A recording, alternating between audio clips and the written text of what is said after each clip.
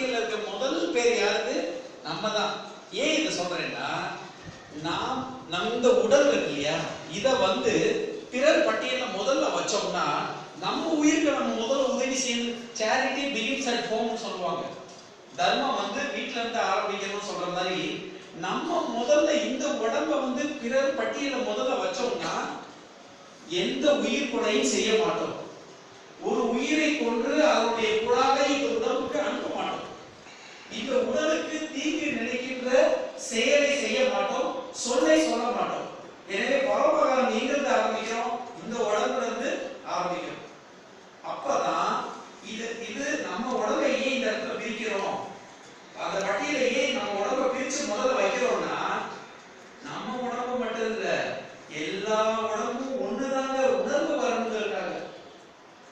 இந்த உயிர் பொதுங்கிற உணர்வு வரணுங்கிறதுக்காக. உயிரெல்லாம் பொதுவென உளப்பட நோக்குக, வள்ளுவருடைய வாக்கு. நம்ம உயிருங்கிறது நம்ம உயிர், நமக்கு உள்ள என்ன உயிர் இருக்கோ அதே உயிர் தான் ஒரு சின்ன நாய்க்குட்டிக்கு உள்ள இருக்கு. இதை நம்ம மனசுல முதல்ல ஆழமா வர வச்சுக்கணும்.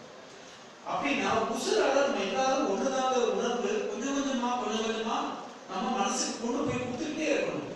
நாம சாப்பிட்டோம், அவர் சாப்பிடலையே, அங்க இருக்காரு ஒருத்தர் பிச்சை கேட்டு இருக்காரு, அவர் சாப்பிடலையே, வீட்டுல மாமா சாப்பிடல, அத்தை சாப்பிடலன்னா நம்ம யோசிக்கிறோம்ல.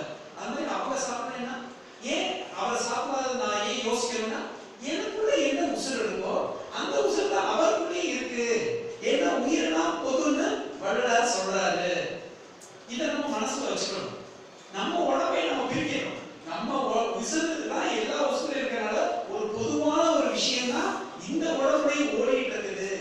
இந்த உடம்பை தாங்கிட்டு இருக்குது உசுறு. இந்த உசுறு இந்த உடம்பை தாங்கிட்டு இருக்குது, உடம்பு உசுரை தாங்கிட்டு இருக்குது. ரெண்டுமே வேற வேற விஷயங்கள். அதனால இது, இதனால அது.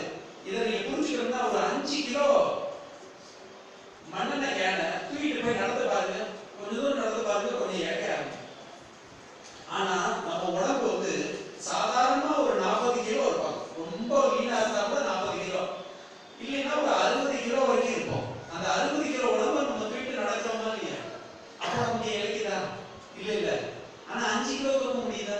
தூக்க முடியாது. காரணம் என்னன்னா அந்த உயிர் தான்.